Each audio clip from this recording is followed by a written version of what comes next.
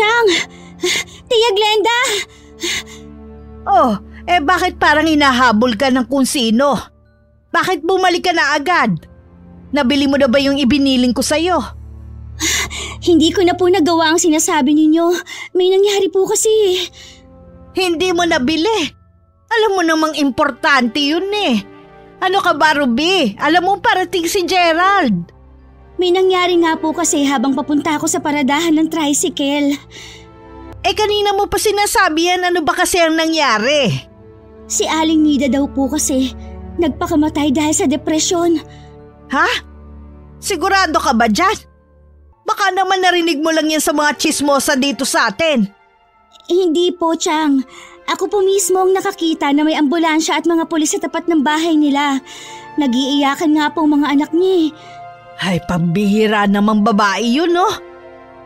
Kung kailan naman tumanda tsaka pa naisip magpakamatay. Hindi na lang hinintay ang huling araw niya sa mundo. Hindi na po siguro kinaya ang bigat ng dinadala, kaya yun na lang ang naisip na solusyon. Sigurado na ang dami niyang naperwisyo sa ginawa niya. Pati ikaw na bibili lang sana ng lulutuing ulam para pagdating ni Gerald naabala pa. Maaga pa naman po. Pupunta na po ako ngayon. Iyon lang naman po ang gusto kong sabihin kaya ako bumalik. Bilisan mo na. Mas importante ang pinabibili ko sa'yo kaysa sa nangyari kay Nida. Opo, bibilisan ko na po ang pagpunta sa palengke. Pambihirang babae to. Pwede naman niyang ibalita sa akin pag uwi niya ang nangyari. Pero inuna pa talaga ang pagbalik dito kaysa sa pinapagawa ko. Mula pagkabata kay Tia Glenda na akong lumaki kaya malaki ang utang na loob ko sa kanya. Siya kasi ang nagpaaral sa akin. Mahirap ang buhay namin sa probinsya. At 8 kami magkakapatid at pang-4 ako sa amin. Ako ang pinili ng tiyahin ko dahil ako daw ang maganda at maputi sa amin. Mula nga nun, ilang beses ko palang nakikita ang mga magulang ko at mga kapatid ko. Nandito na po ako. Dumating na po ba si Kuya Gerald? Tumawag kanina at sinabi na maaatrasado ng pag-uwi dahil traffic daw. Isasalang ko na po itong karne ng baka para mapalambot na. Paubayan mo na lang yan kay Manang. Sige po. Meron po ba kayong ipagagawa sa akin? Tumawag din pala ang nanay mo kanina. Humihingi na naman ng pera. Akala yata ng nanay mo bumubukal ng pera dito sa atin. Pambihira si nanay. Kakapadala ko lang nung 1 buwan na. Yan ang ahatak sa'yo pababa ang pamilya mo. Imbis na hintayin ka munang umasenso iniasa na sa'yo lahat. Kaya ikaw, pag-isipan mo kung sinong kakasamahin mo sa buhay ha. Oras na malaman ko na kung sino lang ang magugustuhan mo, palalayasin kita sa bahay ko. May pangarap pa po ako at hindi kasama doon ang pag-aasawa ng mahirap. Ganyan dapat. Hindi yung tutulad ka sa nanay mo na wala nang ginawa kundi bumukha ka noong araw. Ang resulta, ang dami ninyong magkakapatid. Ibahin niyo naman po ako sa nanay ko. Wala po siyang pakialam sa amin ng mga kapatid ko. Puro sarili lang ang iniisip. Basta sumunod ka lang sa akin. Babaguhin natin ang buhay mo. Oo naman po, Tia Glenda. Lahat po ng sasabihin ninyo, susundin ko dahil alam kong para sa kabutihan ko rin po yon. Yan ang gusto ko sa iyo Kaya talaga nagkakasundo tayo. Siya nga pala. May narinig ka pa bang balita sa nangyari kay Nida kaninang paglabas mo? Wala na po, Chang. Sumakay po kasi ako ng tricycle mula palengke hanggang dito. Bakit niyo po tinatanong? Naalala ko kasi ang huli namin pag-uusap Di ba malaki ang utang niya sa akin? Hindi pala alam ng asawa at mga anak niya. Sabi mo kasi na-depress. Hindi kaya dahil doon. Alam naman po niya na ang obligasyon niya sa inyo. Huwag lang po nila kayo idadawit sa pagkamatay ni Aling Nida. Iniisip ko nga kung saan kaya siya kumuha ng ipinambayad sa akin. Huwag niyo na pong isipin yon. Ang mahalaga bayad na siya sa inyo. Nakakagulat nga lang po talaga na malaman na ginawa niya yon. Kilala kasi siya sa pagiging kalog dito sa atin. Kaya ako lang naman nasabi sa iyo dahil bigla kasi kong kinabahan. Wala pong dapat kayong ikatakot. Nakatulong pa nga po kayo sa kanya eh. Tama ka dyan, Iha. Bakit ba kasi ako nag-aalala ng walang dahilan? Huwag na nating pag-usapan ng patay. Magpapadala na lang ako ng bulaklak at konting abuloy. Hindi na ako pupunta. Mabuti pa nga po na ganyan na lang ang gawin ninyo. Hindi rin po ako pupunta. Lampas na ng tanghalian nang dumating si Kuya Gerald. Masaya siyang sinalubong ng yakap ng tiyahin ko. Sa Maynila siya nagtatrabaho at 1 beses lang sa 1 buwan ko umuwi dito sa amin. Kaya gusto ni Tia Glenda na laging espesyal ng pagkain na madarat na ng anak tuwing uuwi. Kumain ka lang, iho, ha? Pinaluto ko talaga yan kay Manang Fe para sa'yo. Ito talagang namimiss ko eh, ang lutong bahay. Ano bang kinakain mo sa Maynila, ha?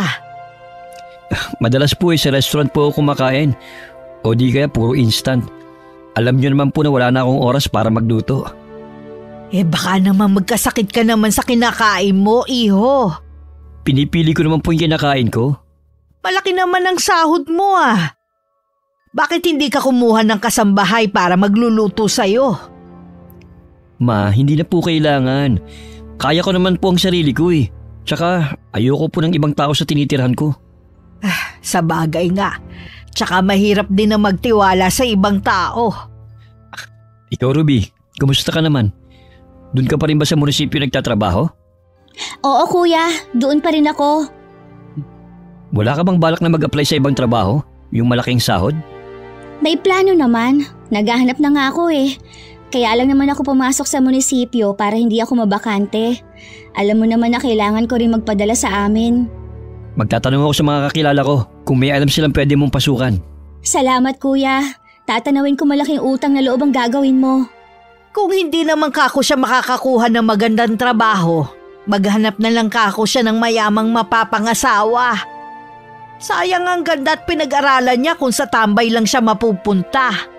Hayaan na po natin si Ruby magdesisyon kung sino ang gusto niyang kakasamahin sa buhay. Hindi pwede, iho. Sayang naman ang pagpapaaral ko sa pinsan mo kung mag-aasawa lang siya ng mahirap. Di parang wala na rin siyang ipinagkaiba sa nanay niya. Kayo talaga, ma. Naisali na naman ang kapatid niyo. O bakit? Totoo naman ah. Kahit si Ruby sang-ayon sa akin tungkol sa nanay niya. Totoo naman Kuya Gerald. Hindi na talaga natuto si inay. Kung nag-iisip ba naman siya sana nung kinuha ako ng tiyang, hindi na siya nagdagdag pa. Kaso nagbuntis ulit eh. Kita mo na? Kung hindi ko kinuha si Ruby malamang gumaya na rin siya sa mga kapatid na nag-asawa na lang kaysa mag-aral. Ayun, nagsusumiksik naman sa bahay ng mga magulang. Sino ang lagi nilang tinatawagan? Di itong si Ruby. Malaki nga ang utang na loob ko kay Chang. Maganda naman kasi ang mga pangaral niya sa akin. Magagamit ko naman talaga yun. Baka ang ibig mong sabihin pagiging ambisyosa ni mamang pinangaral niya sa'yo. Ano naman? Mabuti nga yun para matutong mangarap ng mataas ang pinsan mo At wala naman ako nakikitang masama doon. Hindi rin po kasi maganda ang sobrang ambisyosa. May negatibo rin po itong epekto sa tao. Basta para sa akin, lahat ng sinasabi ko kay Ruby para din sa kabutihan niya. Huwag na nga po natin yan pag-usapan. Hindi naman po kayo nagpapatalo Di rin kayo tumatanggap ng opinyon ng iba. Hindi talaga, dahil alam kong tama ako. May iba po ako, ma. Nagpapautang pa po ba kayo ng pera? Lumalago na nga negosyo ko, iho Baka dito ako yumaman. Hindi naman po dapat inegosyo ang pera Sabi nga nila, may karma yan. Sus, nagpapaniwala ka naman sa sinasabi ng ibang tao. Inggit lang sila dahil wala silang pera. Ayoko lang po na makarma kayo kaya sinabi ko po sa inyo. Ay, kumain ka na nga lang. Baka naman hindi ka matunawan sa mga sinasabi mo. Nang sulyapan ko si Kuya Gerald, napapailing na lang siya na binalingan na lang ang pagkain. Nalaman din namin na 1 linggo pala siyang titigil sa bahay. Nalabis namang ikinatuwa ng tiyahin ko. Masaya naman ako na magtatagal dito ang pinsan mo. Ang inaalala ko lang, baka pakialaman niya ang mga diskarte natin. Yun na nga po din ang iniisip ko eh. Kita mo nga pati negosyo ko pinakikialaman. Tingin ko kasi dito talaga ako yayaman. Kapag nagkataon, ako na ang titingalain sa lugar natin. Ano kaya ang pakiramdam na lahat ng tao magbibigay galang sa akin? Ang saya siguro nun. Sigurado pong masaya. Sumagi lang to sa isip ko ha. Paano kaya kung maghanap ka na lang ng AFAM? O di mas mapapadali ang pagyaman mo? Mas okay yun kesa mga bitka. Maganda nga po yun, Chang. Gusto ko yan. Kapag nagkataon po makakapunta rin ako sa ibang bansa. Kaya lang mag-iingat ka sa paghahanap mo ha. Meron daw kasi mga scammer na AFAM Baka imbis na ikaw ang makabingwit ng malaking isda, ikaw pa ang mabingwit at mahulog sa patibong. Huwag po kayong mag-alala. Wais po ito. Hindi ako maiisahan ng kahit na sino. Ganyan dapat, iha. Huwag mong gayahin ng nanay mo at iba pa dyan. Kapag yumaman ka na, huwag mo kong kakalimutan, ha? Siyempre naman po, Chang. Kayo pa ba ang makakalimutan ko? Hindi talaga ako nagkamali sa pagkup-kup sa'yo. Utang ko po sa inyo kung nasan ako ngayon at kung ano pang mararating ko sa buhay. Lagi ka rin makikinig sa akin para hindi ka maligaw ng landas, ha? Ito pa nga pala, huwag ka muna magpapadala ng pera sa pamilya mo. Sabihin mo lang na wala ka ng trabaho. Gamitin mo ang sahod mo para bumili ng mga pampaganda. Kailangan mamuhunan ka rin sa sarili mo. Opo, Chang. Susundin ko po kayo. Siya nga pala. Kailan ang libing ni Nida? Bukas na daw po yata. Dahil nagbigti daw si Aling Nida. Hindi na dapat daw patagalin ng burol. Tanga siya Ang sarap-sarap mabuhay, nagpakamatay siya. Malamang po ngayon, nagsisisi na siya. Alam naman niyang kasalanan ng kitli ng sariling buhay. O sige na. Hanap ka na ng mga online dating site para makahanap ka na ng AFAM mo. Huwag kang magaksaya ng oras kapag wala kang pasok. Opo, Chang. Papasok na po ako sa kwarto ko. Nakasalubong ko pa si Kuya Gerald na palabas ng kwarto niya. Tinanong niya kung nakita ko ang mama niya. Sinabi kong iniwan ko sa may terrace. Matapos magpasalamat, tumalikod na rin siya at ako naman pumasok na sa kwarto ko. Oh, akala ko ba magpapahinga ka muna? Hindi po ako makatulog Totoo po ba na patay na si Aling Nida? Sabi po kasi ni Manang Oo, bukas na nga ang libing Minamadali na kasi nagpakamatay naman siya. Bakit kaya? Dahil daw sa depression sabi ng ilan Hindi ko alam kung totoo. Naalala ko, di ba lagi po siya nangungutang sa inyo dati? Nabayaran na po ba kayo? Ay, sa awa ng Diyos nabayaran na niya lahat ng utang niya bago siya mamatay. Nakakaawa naman yung naiwan niyang pamilya. Kahit pa sabihin na malaki na ang mga anak niya, pasakit pa rin siyempre sa kanila yun. Kagustuhan niya yun, wala na tayong magagawa. Oo nga po, pero ano kaya ang dahilan ng depression niya? Hindi ko alam at wala naman akong pakialam. Kayo talaga ma, hindi kayo marunong makisimpatiya. Dati naman kayong malapit kay Aling Nida. Sa wala nga akong pakialam Alangan namang pilitin ko ang sarili ko. Kung bukas na po ang libing, pupunta po ako ngayon para makiramay. Kung ako nga nasabi mo naging malapit kay Nida, hindi pupunta. Ikaw pa kaya na hindi naman malapit sa pamilyang yon? Kabarangay po natin sila. Natural lang po na makiramay ako. Ay nako Gerald, dumito ka na lang sa bahay. Nagpadala na rin naman ako ng pera sa kanila Sapat na siguro yon para maipabatid sa kanila ang pakikiramay natin. Baka mamaya magkagulo pa doon, madamay ka pa. Ma, hindi na po ako bata para pagbawalan niyo na pumunta ron. Ang tigas naman ng ulo mo, hindi ka masabihan. Huling gabi na po ito gusto ko lang po na magbigay respeto sa pamilyang naiwan. Tsaka, sa isang linggo po babalik na ako sa Maynila. Sige na nga, pero huwag kang magpapaumaga doon ha. Nang dumating si Kuya Gerald sa bahay ni na Aling Nida, kahit maaga pa nun marami ng mga tao. Una niyang nilapitan si Mang Jacinto na nasa tabi ng kabaong ng yumaong asawa. Tinanggap naman ito ang pakikiramay ng binata, pero hindi na umimik pa. Nauunawaan naman yun ni Kuya Gerald. Naupo na lang siya sa isang sulok na malayo sa karamihan. Anong ginagawa mo dito? Di ba nasa Maynila ka na? Kanina lang ako dumating. Nabalitaan ko na patay ng nanay mo kaya nagpunta ako rito. Tanggapin mong taos-puso kong pakikiramay sa pamilya mo. Hindi ka na sana nagpunta. Nagpadala na rin naman ng mama mo ng pera. Iba naman yun. Mas okay pa rin kung nandito ako. Hindi siguro kinaya ng konsensya ng mama mo ang nangyari. Kaya hindi na lang siya pumunta rito. Ha?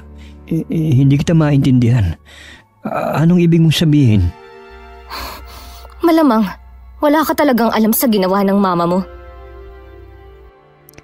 Anong kinalaman ni mama sa nangyari sa nanay mo? Siya kasi yung dahilan kung bakit nagpakamatay ang inay. Ha? Paano ang mama ko? Dahil ba sa utang? Huwag na lang nating pag-usapan. Igalang na lang natin ang burol ng inay. Pasensya ka na. Nire-respeto ko ang burol ng nanay mo. Pero sana sabihin mo na, hindi naman kasi ako magtatagal sa lugar natin eh. Napilitang isang lanang inay ang bahay namin para mabayaran lang ang mama mo. Ginigipit na kasi siya at binabantaan na ipapahiya sa maraming tao. Wala kaming kaalam-alam na malaki pala ang utang ng inay sa mama mo. Nitong patay na lang namin nalaman dahil nag-iwan siya ng sulat. Hindi na raw siya kasi makatulog dahil sa panggugulo ng mama mo eh. Ako nang humingi ng paumanhin sa ginawa ni mama. Pero sana, huwag niyo naman siyang sisihin sa nangyari sa nanay mo. Marami namang may utang kay mama pero hindi naman sila nagpapakamatay. Alam ko naman na siya pa rin ang kakampihan mo. Pero hindi may aalis sa amin ang mag-aalit. Dahil sa ginawa niyong panggigipit kay inay, nagkaroon ng depresyon ng inay ko. Sabihin mo sa akin, anong gusto mong gawin ko para maibsan ang sakit sa dibdib niyo? Sa tingin mo may magagawa ka? Pakatapalan mo rin kami ng pera gaya ng mama mo para tumahimik sa ginagawa niyang pang-aabuso sa mga may utang sa kanya. Maliban sa mataas na siya magpatubo, mahilig pa siyang mamahiya at magbanta. Hindi ko kasi alam na ganun palang ginagawa ni mama. Ang alam ko lang, maigpit siya sa may mga utang sa kanya. O ngayon alam mo na, siguro pwede ka nang umalis. Nagdadalamhati pa ang buong pamilya ko. Ayoko na sa'yo nila mabaling ang galit nila. Naiintindihan kita. Isang linggo pa naman ako rito eh. Kung may tutulong ako sa'yo o sa pamilya mo, magsabi ka lang ha. Huwag mong isipin na kabayaran yung sa nagawa ni mama. Gusto ko lang talaga makatulong. Salamat. Ibang-iba ka talaga sa mama mo. Nagtaka naman si Tia Glenda bakit ang bilis nakabalik ng pinsan ko. Wala pa yatang isang oras nang makaalis ang anak papunta sa lamay. Napansin pa ng tiyahin ko na tila wala sa mood ang binata. Oh, bakit ang bilis mo namang umuwi? Ma, magsabi nga kayo ng totoo. Pinagbantaan niyo po ba si Aling Nida na ipapahiya kapag hindi nagbayad sa inyo? Kayo ba ang dahilan kung bakit siya nagpakamatay? Ano bang pinagsasabi mong bata ka ha? Sino bang nakausap mo sa burol? Hindi na mahalaga kung sino. Napilitang isang lanong tao yung bahay nila para makabayad sa inyo. Noon pa kasi sinabihan ko na kayo na hindi magandang 5-6 na negosyo. Tapos ang taas nyo pa magpatong ng tubo sa mga taong umuutang sa inyo. Imbis na makatulong kayo sa kanila, lalo pa silang nababaon sa utang eh. Hindi ko na problema kung nabaon sila ng utang sa akin. Malinaw naman ang usapan namin ni Nida. Masama bang singilin ko siya sa tamang oras? Kayo raw po itinuturo ni Aling Nida na dahilan ng depresyon niya. May iniwan siyang sulat sa pamilya niya. Lintik na babaeng yun. Patay na nga, nag-iwan pa ng problema. Umalis na lang ako sa lamay para walang gulo. Baka daw kasi ako pa mapag-initan eh. Kung ako palang sinisisi nila, Bakit pa nila tinanggap ang perang abuloy galing sa akin? Mga ingrato naman sila. Nakikiusap po ako sa inyo, Ma. Tigilan nyo na yung negosyo nyo. Marami namang pwedeng i-negosyo eh. Naku Gerald, wag mo akong utusan ha. Ang mabuti mong gawin, mag-focus ka sa trabaho mo para lalo kang umasenso. Akala mo ba natutuwa ako sa sahod mo? Ang gusto ko, mas malaki pa ang sahurin mo. Akala nyo po ba ganun ang kadali ang trabaho ko? At isa pa, masaya naman ako sa ganito eh. Kung hindi po kayo nasisiyan sa sahod ko, ako po kontento na ako. Ano bang klaseng katwiran yan ha, Gerald? Hindi ka pwedeng makontento lang sa kung anong meron ka ngayon. Pati kasi ako gusto nyong isali sa pagiging ambisyosa nyo eh. Bakit hindi? Anak kita. Tingnan mo si Ruby. Laging sinusunod ang mga sinasabi ko. Tapos ikaw na anak ko susuway sa akin? Paano? Tinuruan nyo na maging ambisyosa ang pinsan ko. Tinuruan ko lang siya kung paano mangarap ng mataas. Para din naman sa kanya yun eh. At para din sa inyo. Dahil alam nyo na makikinabang kayo. Sana lang hindi mapahamak si Ruby sa mga pinaplano nyo. Bakit ko naman ipapahamak ang pinsan mo, Aber? Grabe ka talaga mag-isip pa. Nag-aalala lang po ako sa kanya. Baka kasi napipilitan lang siyang sumunod sa inyo dahil sa pagtanaw ng utang na loob. Huwag mo na lang kaming intindihin. Imbis na matuwa ako na nandito ka sa bahay para tuloy sumakit pa ang ulo ko. Kung ayaw nyo na nandito ako, hindi babalik na lang ako sa Maynila. Wala naman akong sinasabi na bumalik ka na ng Maynila Ang sakin lang, habang nandito ka, mag-enjoy ka na lang. Gawin mo yung hindi mo nagagawa doon. Sige po. Huwag naman sanang sasama ang loob mo sa akin ha, anak. Alam mo na puro kabutihan nyo lang ni Ruby ang iniisip ko Alam ko naman po yun, Ma. Kung may malasakit kayo sa amin, ganun din ako sa inyo. Huwag nyo rin po sanang mamasamayan ang sinasabi ko. Oh siya, maiwan na kita ha. Naalala ko may gagawin pa pala ako sa kwarto ko Napansin ng tiyahin ko na madalas umaalis ng bahay si Kuya Gerald. Minsan hindi na namin siya nakakasabay sa pagkain. Katulad ng araw na yun. Umaga pa lang nagpaalam ng lalabas lang at mag-iikot-ikot. Alam mo ba kung saan nagpupunta si Gerald? Hindi ko po alam, Chang. Wala naman po kasi siyang nababanggit sa akin Baka kasi mamaya kung sino ang sinasamahan na taga rito Kung meron man po, baka yung dating mga ka-eskwela ang pinupuntahan ni Kuya Gerald. Sino kaya sa kanila? Halos lahat kasi ng mga kaskwela niya mga pamilyado na. Wala naman po sigurong masamang mangyayari kay Kuya Gerald dito sa atin. Hindi ko naman iniisip ang bagay na yan. Gusto ko lang malaman kung sino ang kasama niya. Meron ako ipapagawa sa iyo. Ano po yun? Kapag umalis ulit ng bahay ang pinsan mo, sundan mo kung saan siya pupunta ha. Iba talaga ang kutob ko Sige po. Iniisip niyo ba na may kakaibang ginagawa si Kuya Gerald? Oo, mabuti na rin yung alam ko ang ginagawa niya. Sige po, susundan ko siya. Minsan po sa hapon lumalabas din siya. Ay nako, bigla tuloy akong nag-alala imbis na matuwa ako na matagal siya dito sa bahay. Hindi ko rin naman siya nakakasama Mabuti pang bumalik na lang siya sa Maynila. Baka nga po mga dating kaibigan lang ang kasama ni Kuya. Huwag na po kayong mag-alala masyado. Bakit kasi siya makikipagkaibigan sa mga yun? Wala nga mga narating sa buhay. Dapat ang mga kinakaibigan na niya ngayon yung mga matataas ang estado sa buhay. Sigurado kasing aangat din siya kapag yun ang mga kasama niya kaysa yung mga taga rito. Pagbalik naman po ni Kuya Gerald sa Maynila, hindi na po niya makakasama ang mga taga rito. Ay, sa bagay, yun na nga lang ang pakonsuelo ko. Basta, sundan mo pa rin siya ha. Opo, Chang. Kumusta na nga pala ang pinagagawa ko sa'yo? Nakahanap ka na ba ng afam? Wala pa po, Chang Ang hirap po pala. Baka naman kulang ka sa diskarte. Sinusunod ko naman po ang inuutos niyo sa akin Baka hindi pa lang to ang tamang panahon para sa'yo. Basta huwag ka lang susuko, ha? Opo, lahat po gagawin ko para makaahon sa hirap.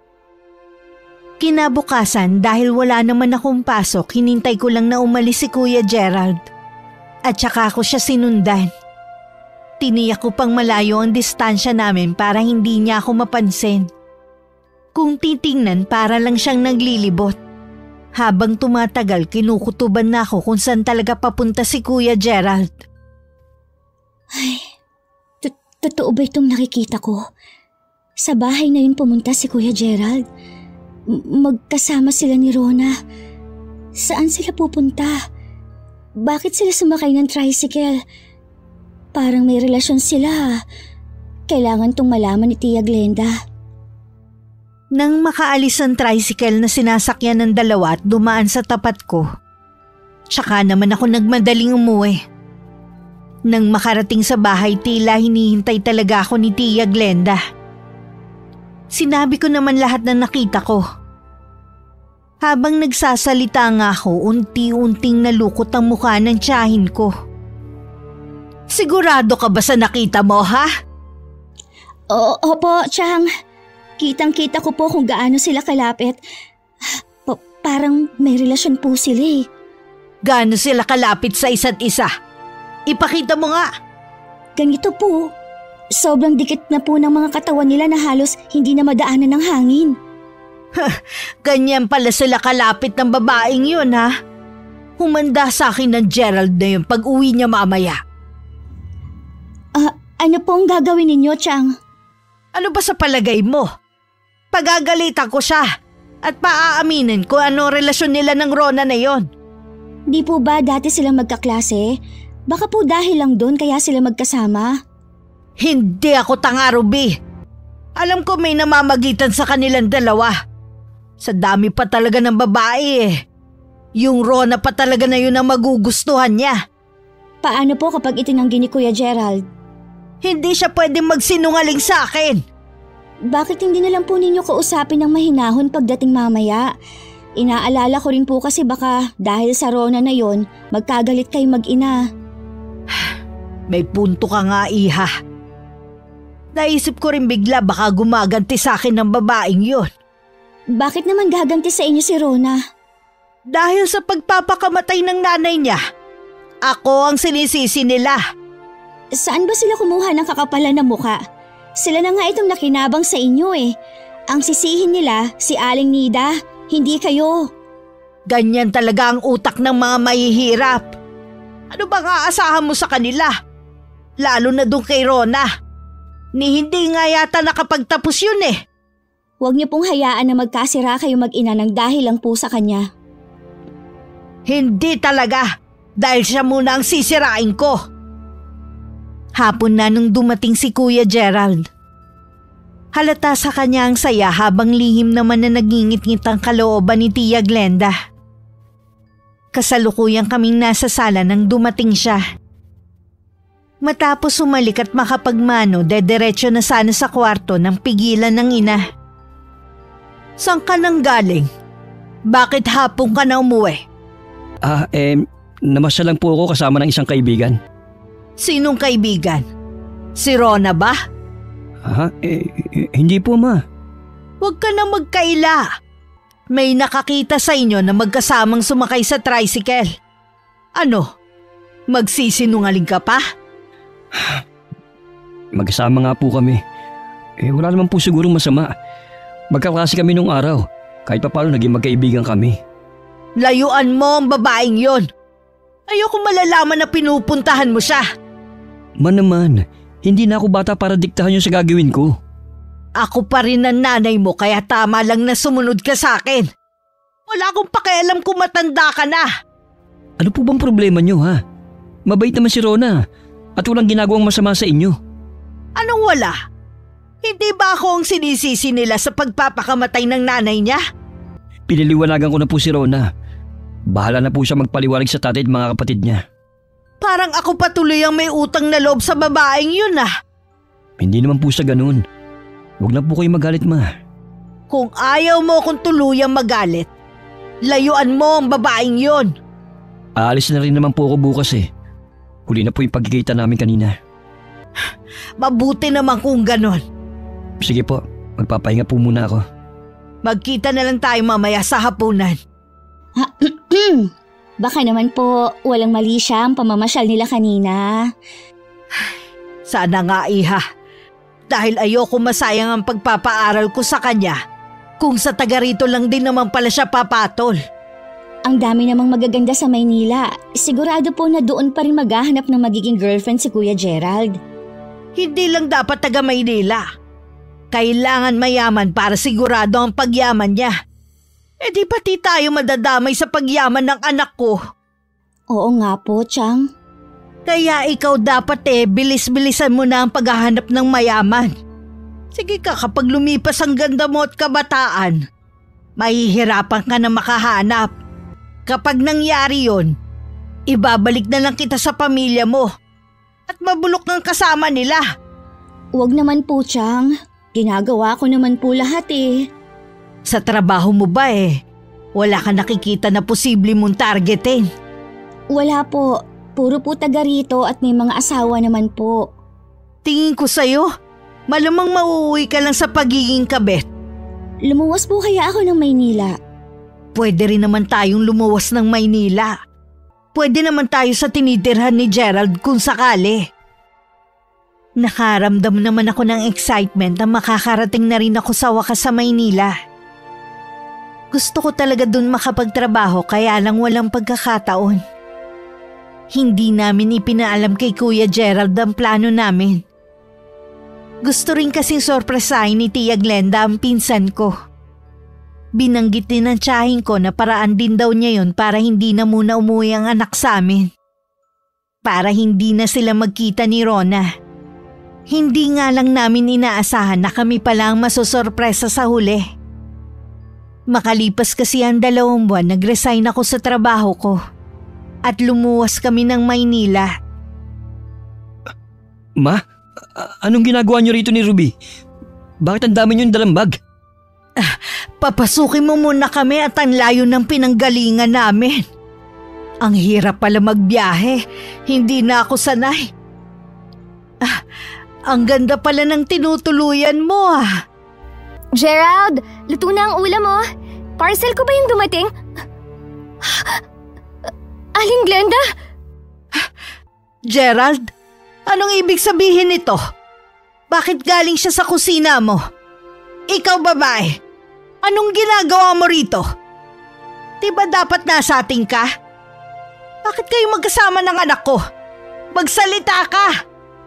Ma, ako na po magpapaliwanag. Nagsasama na po kami ni Rona. Ano? Pinatulan mo ang babaeng yan? Nasisiraan ka na ba ng ulo, ha? Pinag-aral kita at nasa maganda ka ng katayuan. Tapos papatol ka lang sa katulad niya. Hindi ka man lang pumili ng kalebel mo. Nandito ka na sa Maynila. Hindi ka pa naghanap dito. Ma naman, huwag niyo naman insultuin si Rona. Siyang mahal ko. Ikaw babae ka. Ginayuma mo ba ang anak ko, ha? Sumagot ka! Huwag kang parang tuod dyan! Hindi po totoo ang ibinibintang nyo. Nagmamahalan po kami ni Gerald. Sinungaling! Nakita mo na magiging maganda ang buhay mo sa piling ng anak ko kaya ginayuma mo siya. O di kaya inakit mo siya. Walang yaka talaga! Huwag ma! Baka kung mapano si Rona. Nagdadalang tao po siya. Ano ka mo? Buntis ang babaeng yan! Lintik naman, Gerald! Nasaan na bang utak mo? Pinuntis mo pa talaga! Hayaan niyo na lang po kaming bumuo ng sariling pamilya. Kung talagang mahal niyo ako, hahayaan niyo na kami. Gerald naman! Bakit sinayang mo lahat ng sakripisyo ko sa'yo? Bakit? Patawarin niyo po ako kung lagi ko kayong sinusuway. Gusto ko lang naman po magdesisyon para sa sarili ko. Pwede mo naman suportahan ng bata . Hindi niyo kailangan magsama ng babaeng yan. Sisirain lang niya ang karir mo, ang buhay mo. Huwag naman po kayong magsalita ng ganyan. May damdamin din po ko at nasasaktan din ako sa mga sinasabi niyo. Kung nasasaktan ka sa mga sinasabi ko, iwan mo ng anak ko! Hindi ko po magagawa ang sinasabi niyo. Ayoko pong lumaki ang anak ko na hindi buo ang pamilya namin. Magkano bang kailangan mo para layuan mo ang anak ko, ha? Sabihin mo kung magkano! Wala pong katumbas na halaga ang pagmamahal ko sa anak niyo. Matigilan niyo na po si Rona. Kung hindi niyo siya matatanggap, magpapakalayo-layo na lang kami. Talaga bang ipinagpalit mo na ako sa babaeng yan, ha? Iba po ang pagmamahal ko sa inyo, Ma. At iba rin po yung kay Rona. Sana hindi mo pagsisihan balang araw ang desisyon mong to. Nagdesisyon pa rin si Tia Glenda na manatili kami sa tinutuluyan ni Kuya Gerald kaysa umuwi sa probinsya. May trabaho din naman si Rona, kaya maghapon wala sa bahay. Ako naman piniling abalahin ng sarili sa paghahanap ng pwedeng makadate. Minsan na ako lang ang naiwan sa bahay maagang dumating si Rona. Maaga ka yatang umuwi ngayon. Bigla kasing sumama ang pakiramdam ko eh. Nagpaalam ako sa amo ko na kung pwede akong umuwi. Pinayagan naman niya ako. Mabuti mabait ang amo mo. Mabait talaga yun si Mrs. Jackson. Malaki nga ang pasasalamat ko at sa kanya ako nakapasok. Eh ikaw, nakahanap ka na ba ng a-applyan na trabaho? Hindi naman trabahong ipinunta ko dito. Balak mo lang bang magbakasyon? Hindi rin. Kaya ako nandito para hanapin ang maganda kong kapalaran. May nabanggit sa akin si Gerald. Alam mo, payo ko lang sa'yo to ah. Mahirap maghanap ng mayaman na seryoso sa katulad mo dito sa lugar na to. Kung may makilala ka man, posibleng pamilyado na at bala ka lang ibahay. Ayos lang naman basta mahango niya ako sa kahirapan ng buhay. Kung iisipin naman, hindi ka naman naghihikaw sa buhay eh. Kailangan mo lang magsikap kung meron kang nais abutin. Kailan pa yon? Sa bagal ang pag-asenso natin dito sa Pilipinas, baka puti na ang buhok ko, hindi ko pa nararanasang humiga sa pera. Hindi rin maganda ang pagiging ambisyosa, Ruby. Huwag mo sanang abutin ng imposibleng bagay. Naiinggit ka ba sa akin, ha? Bakit naman ako maiinggit sa'yo?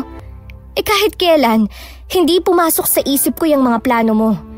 Kontento ako sa buhay na meron ako.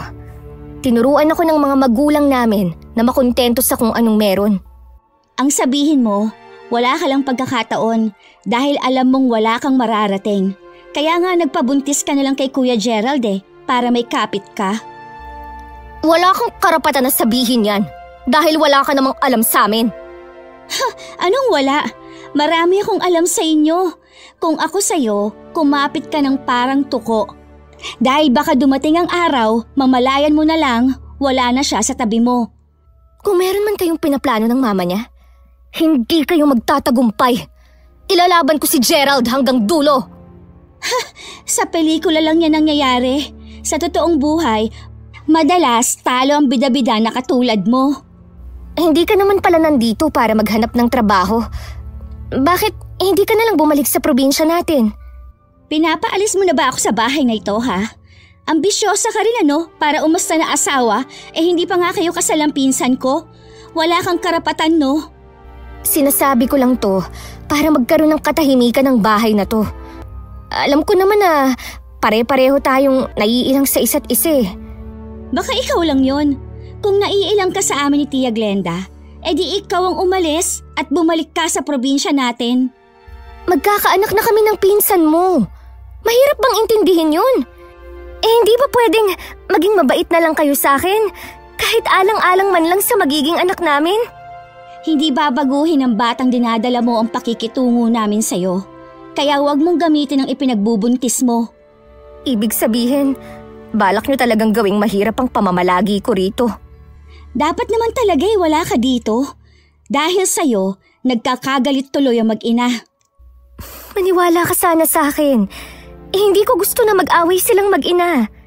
Umpisa pa lang naman ayaw na sa'yo ni Tia Glenda Di sana umiwas ka na. Hindi yung nagpabuntis ka pa talaga. Maiiwan na kita. Medyo sumasama na naman kasi ang pakiramdam ko eh. Akala naman niya maaawa ako sa kanya. Che! Nang dumating si Tia Glenda, sinabi ko naman sa kanya ang pag-uusap namin ni Rona. Umusok na naman ang ilong niya sa galit. Sinugod niya ang babae sa kwarto na nadatnan niyang nakahiga. Hoy! Bumangon ka nga dyan! Ang kapal naman ng mukha mo para paalisin dito si Ruby. Ikaw dapat ang umalis dito. Hindi naman po yun ang ibig kong sabihin. Pinalalabas mo pang sinungaling ang pamangking ko? Hoy ikaw, itanim mo dyan sa kukote mo. Ikaw ang walang karapatan sa bahay na to. Ikaw ang nakikitira at hindi kami. Alam ko naman po ang katayuan ko sa bahay na to. Hindi ko naman po inaangkin to. Dapat lang dahil sampid ka lang dito. Huwag mong laging idahilan yung ipinagbubuntis mo dahil kahit kailan, hindi lalambot ang puso ko sa anak mo. Gayon po ba kayo kalupit? Kahit sa magiging apo nyo? Hindi ko apo ang batang yan, no? Hindi ko matatanggap yan na anak ni Gerald. Sana pinaangkin mo na lang sa iba. Ano nangyayari dito? Bakit kayo nandito sa kwarto namin?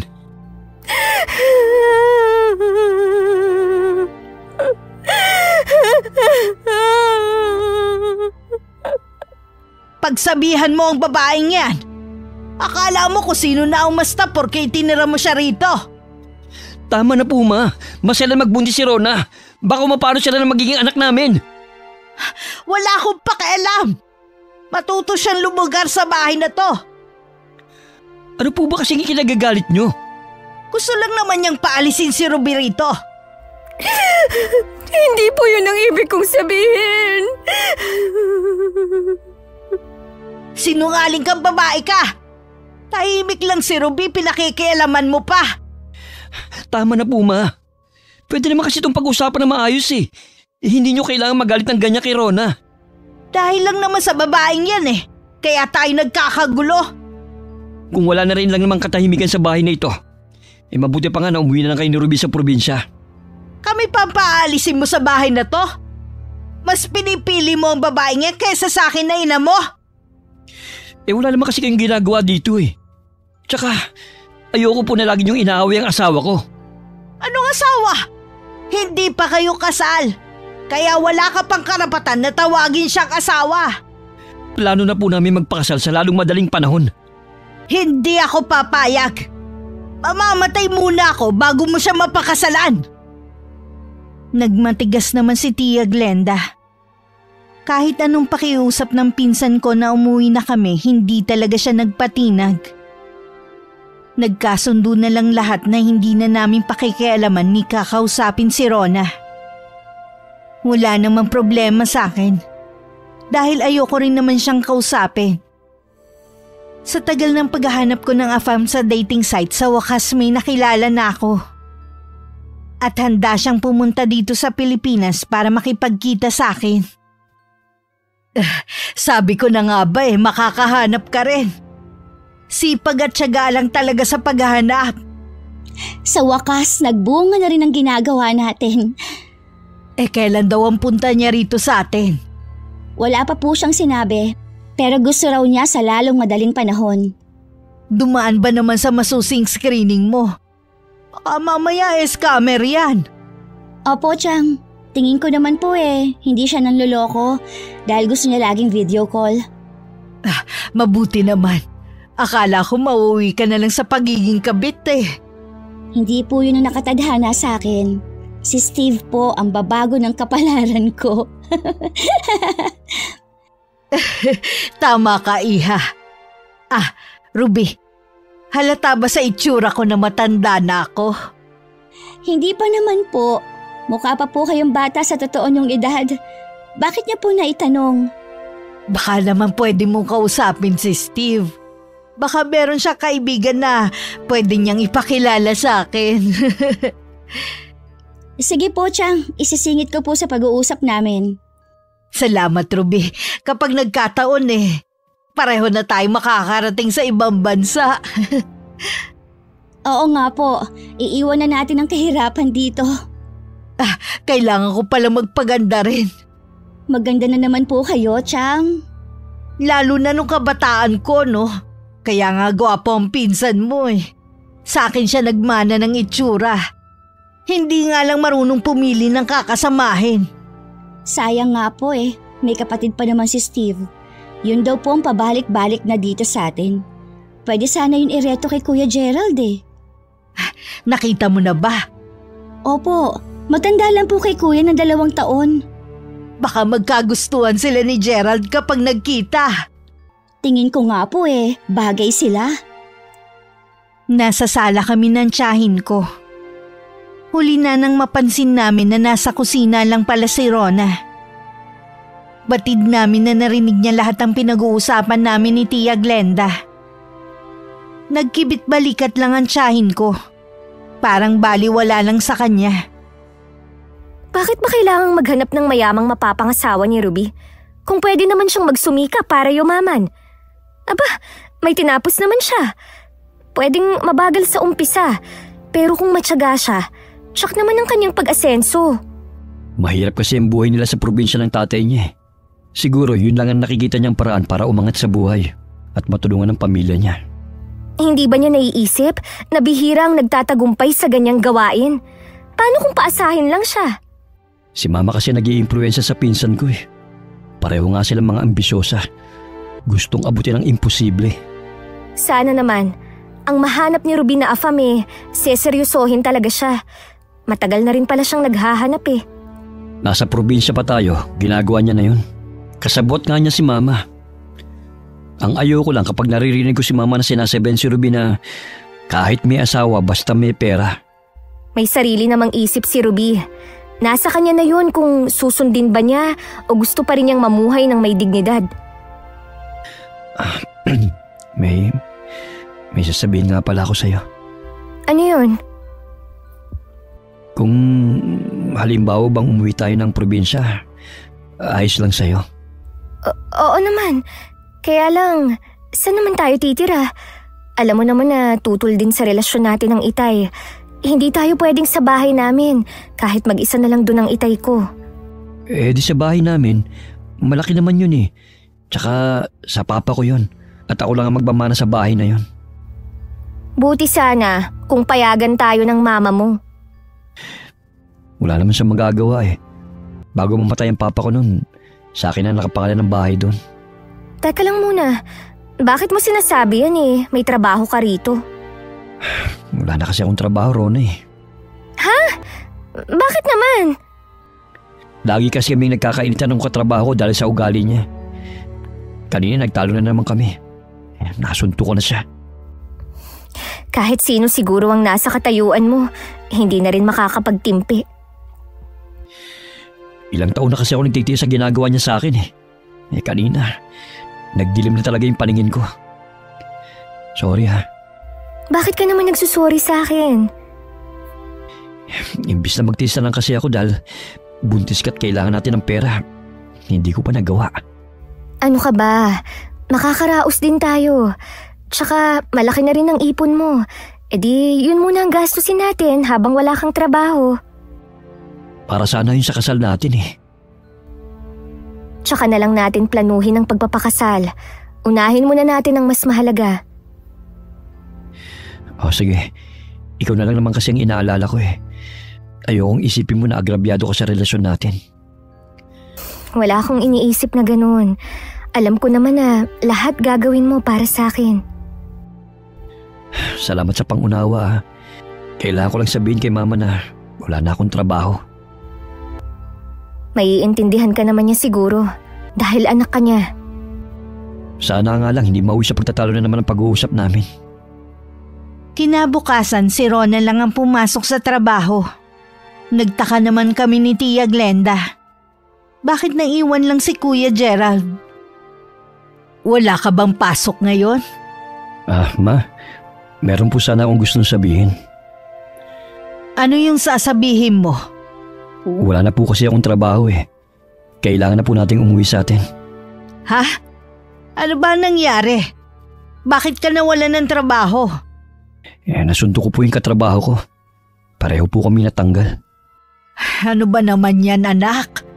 Ang ganda na ng trabaho mo at medyo may kalakihan ng sahod. Bakit mo naman kasi ginawa yun? Hindi na po kasi ako nakapagtimpi. Hindi ba pwede na mag-apply ka na ngayon? Mag-a-apply naman po ako. Habang naghihintay ako ng tawag, sa probinsya na lang po muna tayo. Sa tingin ko ang nagdala ng kamalasan sa buhay mo si Rona. Huwag niyo naman po tawagin malas ang asawa ko. O bakit? Totoo naman siya ang malas sa buhay mo. Hindi naman pala totoo na swerte ang buntis. Para po sa akin, swerte ang asawa ko at magiging anak namin. Asawa na naman. Hindi pa nga sabi kayo kasal Para po sa akin, asawa ko na si Rona.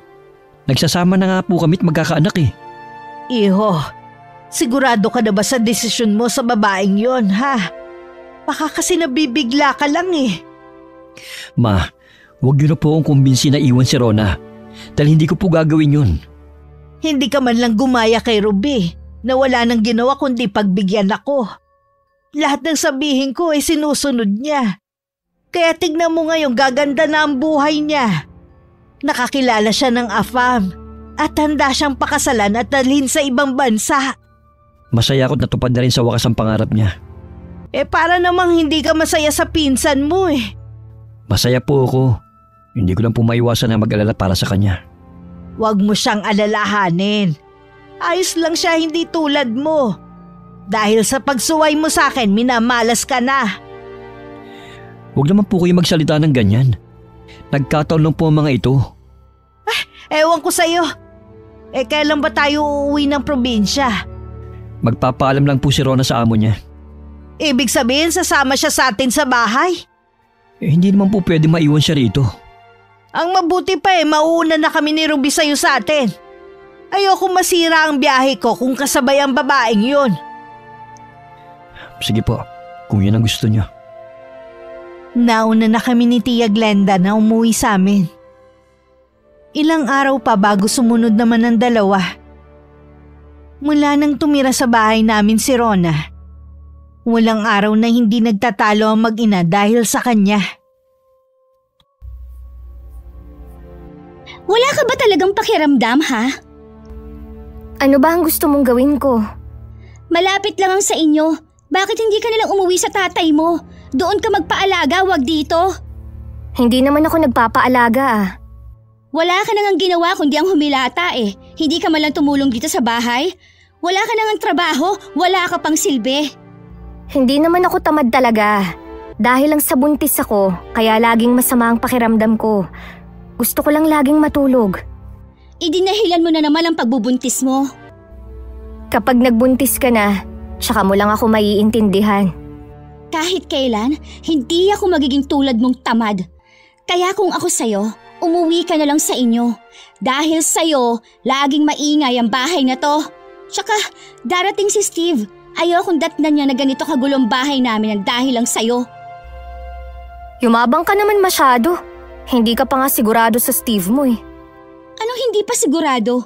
Papunta na nga sila dito kasama ng kapatid niya Alam mo bang type ng kapatid ni Steve si Kuya Gerald? Ha? Paano naman niya nakilala si Gerald?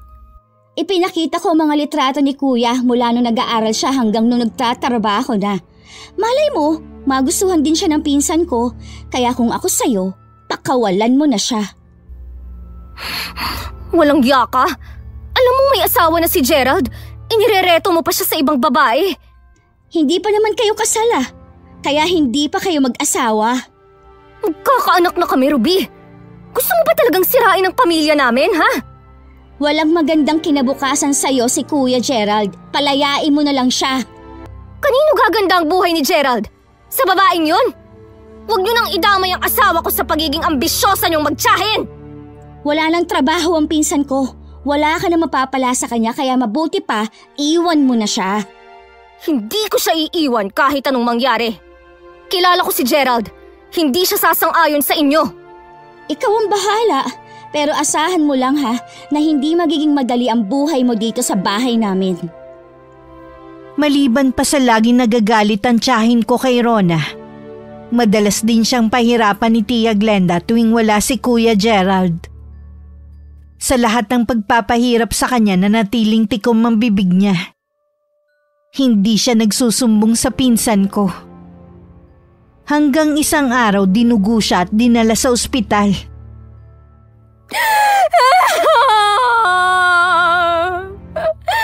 Ang anak ko! Bakit?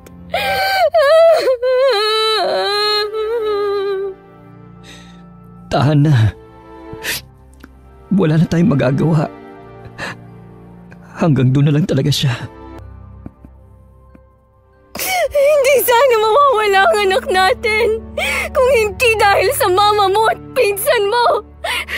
Wala na silang ginawa, kundi pahirapan ako tuwing wala ka. Bakit hindi ka nagsusumbong sa akin? Ayoko na kasing dagdagan ng problema mo eh. Ang dami mo nang iniisip. Kahit na, dapat sinabi mo pa rin sa akin. Magiging masaya na sila. Lalo na ang mama mo. Wala nagdahilan para magsama pa tayo. Nakikipaghiwalay ka na ba sa akin? Uuwi na ako sa tatay ko. Gusto ko nalang kalimutan ang lahat. Kahit mahirap tanggapin ang pagkawala ng anak natin. Akala ko ba mahal mo ko? Mahal kita. At hindi na yun mawawala. Pero sa ngayon, mas nangingibabaw ang galit sa puso ko. Ayoko munang makasama ka. Kahit masakit, igagalang kong kagustuhan mo. Pero hindi ako mawawalan ng pag-asa na magkakaayos pa tayo. Nang pwede nang ilabas sa ospital si Rona, doon na siya nagpahatid sa bahay nila. Hindi naman maitago ng tiyahin ko ang saya. Dahil sa wakas nawala na sa buhay ng anak ang babae. Imbis na magluksa kayo sa pagkawala ng apo niyo, natutuwa pa kayo? Masakit sa akin ang pagkawala ng apo ko, syempre. Ang ikinatutuwa ko lang, wala na ang babaeng yun sa buhay mo. Dapat kasi nun pa siya nakipaghiwalay sa'yo. Sana hindi nangyari to. Kayo ni Ruby ang dahilan kung bakit nawala ang anak ko. Akala niyo ba hindi ko alam na pinahihirapan niyo yung tao kapag wala ako? Di ko alam ang sinasabi mo Sinisiraan lang kami ng babaeng yon. At huwag mo akong mataasan ng boses. Wala kang galang. Dahil lang sa babaeng yun nagiging bastos ka na. Kung inaakala niyo na dahil wala na si Rona, mapapasunod niyo na ako. Nagkakamali kayo. Kalimutan mo na si Rona. Meron irereto sa'yo si Steve. Sigurado na magugustuhan mo siya. Mas mapapabuti ang buhay mo sa kanya kaysa sa babaeng yon. Kasasabi ko lang, hindi ako susunod sa inyo. Si Rona lang ang babaeng gusto kong makasama habang buhay. Ano ba nagustuhan mo sa babaeng yon, Hindi naman siya maganda. Walang maipagmamalaki sa buhay. Itong sinasabi ko sa yung babae, wala pa sa kalingkingan niya si Rona. Wala akong pakialam. Huwag niyo akong isama sa mga kalokohan niyo. Ikaw na nga tong gusto namin mapabuti ang buhay Ikaw pa tong nagagalit sa amin. Ibang klase ka rin, no? Mula ngayon, ayoko nang pinakikialaman niyo ang buhay ko. Ay, Gerald! Gerald! Bumalik ka dito! Hindi pa tayo tapos mag-usap! Pakakalimutan mo rin ang babaeng yun. Sisiguruhin ko yun. Mula nang hiwalayan ni Rona ang pinsan ko, puro alak na lang ang inaatupag ni Kuya Gerald. Kahit anong pakiusap namin sa kanya, hindi siya nakikinig. Hanggang dumating na nga si Steve, kasama ang kapatid niyang si Sonia. Naging maayos naman ang pananatili ni Steve sa amin. Marami na kaming plano tungkol sa amin bago matapos ang bakasyon nila. Kalat na rito sa lugar natin ang tungkol sa pagbisita ng dalawang kanuna yon sa bahay ni na Gerald. Nakita ko nga po sa malayo. Maganda po talaga yung babae na gusto nilang ireto kay Gerald. Nagmukha akong basahan. Alam ko na nasasaktan ka pa rin dahil sa mga nangyari. Kahit ako, matinding galit ang nararamdaman ko dahil sa ginawa nila sa'yo. Pinalampas ko nangyari sa nanay mo. Pero bakit nagawa pa nilang alaypustahin ka? Wala ba talaga silang mga puso? Ganun po yata kapag sobrang taas ng tingin sa sarili. Nakakalimutan ng tumapak sa lupa. Dahil sa pagiging ambisyosa nila magtiyahin, marami na silang naaapakan na kapwa nila. Ang dapat sa kanila, turuan ng leksyon. Ipinapaubaya ko na po sa may kapal ang mga ginawa nila sa akin. Hindi naman po natutulog ang Diyos. Sige po tay, papasok na ako sa loob ng bahay. May gagawin pa po kasi ako eh.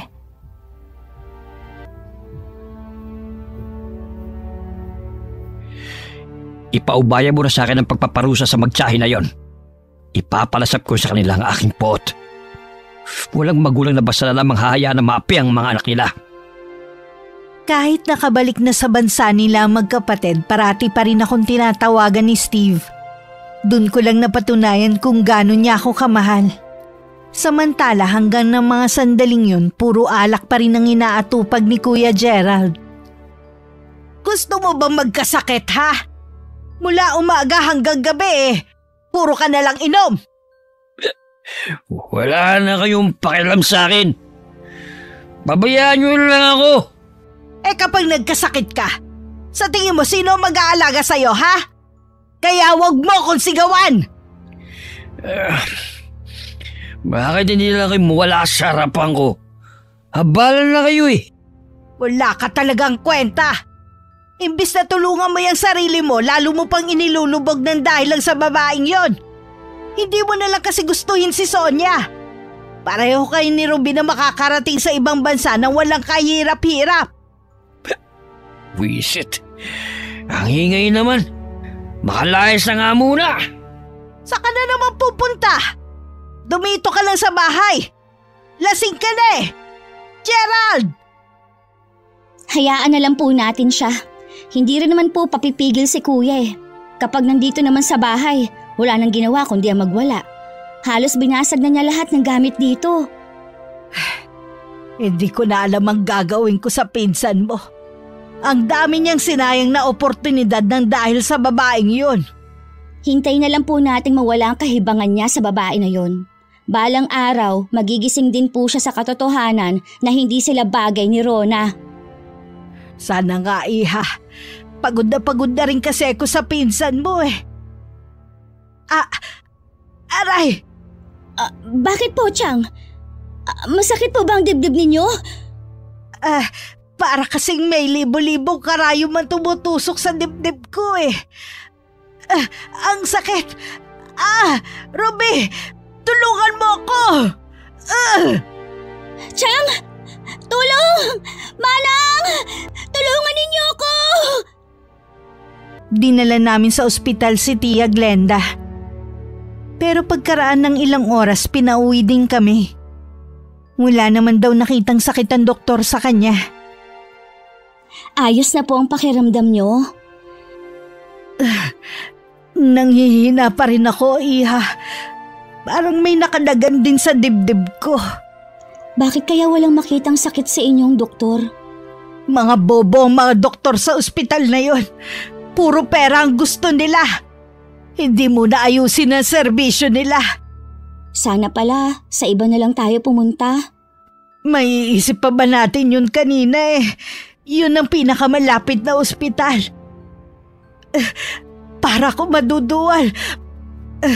Tulungan mo nga akong pumunta ng banyo.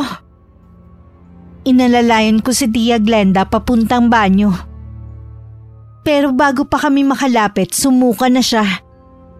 At pareho pa kaming nagulat sa nakita. Chang, ano yung gumagalaw na yan? Tama po ba ang nakikita ko? Mga bulate? Paano nangyari yun? Hindi ko alam. Pakiramdam ko nga ang daming gumagalaw sa tiyan ko eh. Bumalik na po kayo sa higaan ninyo. Ako na pong bahala maglinis sa suka ninyo. Iha, ang mukha mo! Tumingin ka sa salamin! Anong nangyari sa mukha ko? Bakit nagkaganito? Kabado na tumingin ako sa salamin na nakasabit sa dingding. Bigla ko napasigaw nang makita na kulubot ang mukha ko. Anong nangyari sa mukha ko? Bakit nagkaganito? Kanina okay pa naman ang mukha mo. Hindi kaya dahil sa mga pinapahid mo sa mukha mo? Hindi ko po alam kung dahil ba doon. Tatawag po naman sa akin si Steve. Hindi pwede na makita niya ako na ganito. Pakiramdam ko parang may bubuyog sa tenga ko. Nabibingi ko sa ingay. Ano pong gagawin natin? Hindi ko alam. Parang ayaw gumana ng isip ko ngayon. Kinabukasan parang nawala ang kalasingan ni Kuya Gerald nung makita niya ang sitwasyon namin ng mama niya. Sa ilang oras lang bumagsak ang katawan namin. Pumangit ang itsura ko. At halos hindi na kami makagalaw dahil sa panghihina. Ano nangyari sa inyo? Kahapon okay pa naman kayo Hindi ko rin kayang ipaliwanag ang nangyayari sa amin. Para bang dinapuan kami ng kakaibang karamdaman. Oo nga, Kuya.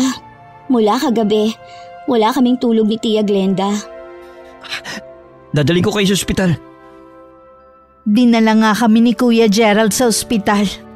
Maraming pagsusuri ang ginawa sa amin para malaman ang sakit namin. Pero hindi pa rin malaman. Salamat, Kuya, sa pag-aasikaso mo sa amin, ha. Alam ko, nagalit ka sa amin ni Chang. Kalimutan na muna natin ang samaan ng loob natin. Ang importante, gumaling kayo ni Mama. Ayoko pang mamatay.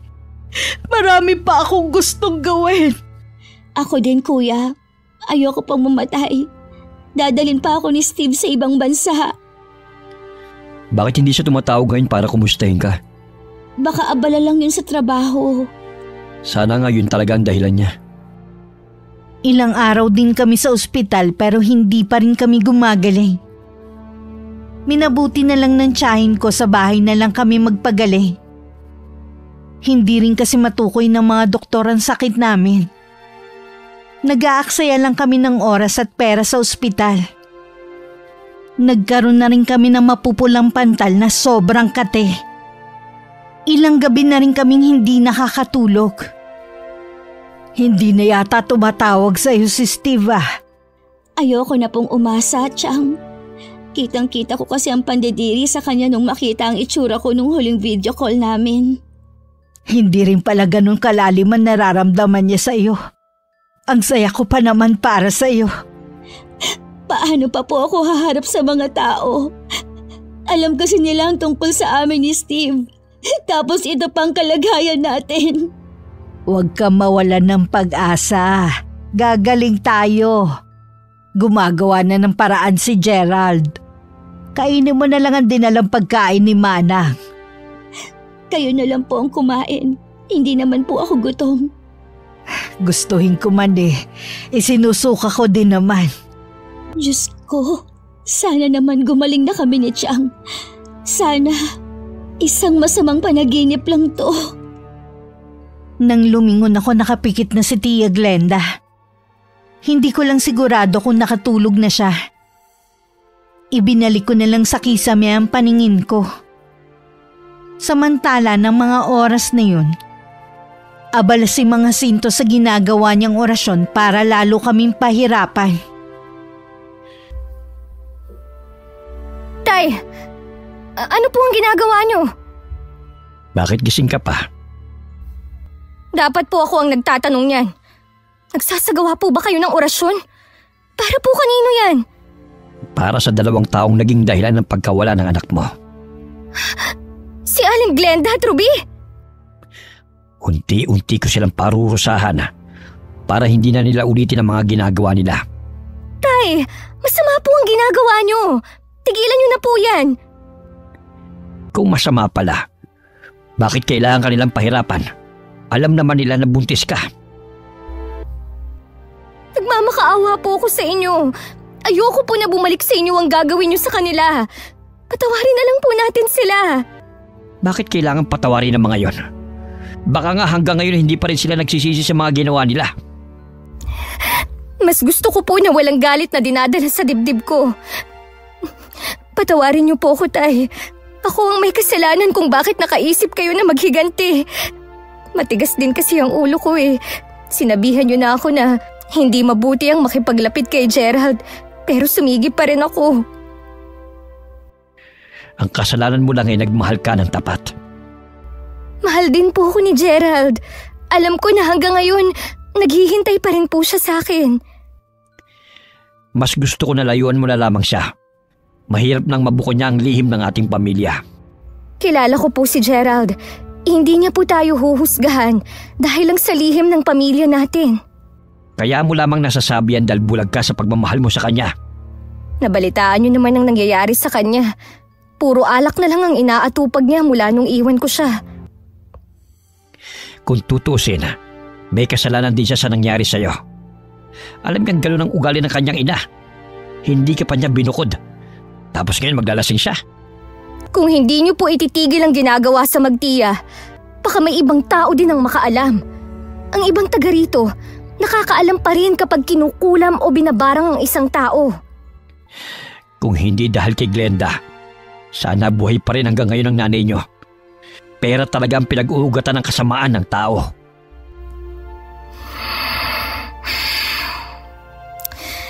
Alam ko po na hanggang ngayon, nagluluksa pa rin kayo sa pagkamatay ni Inay. Pero kailangan na po nating tanggapin na wala na siya.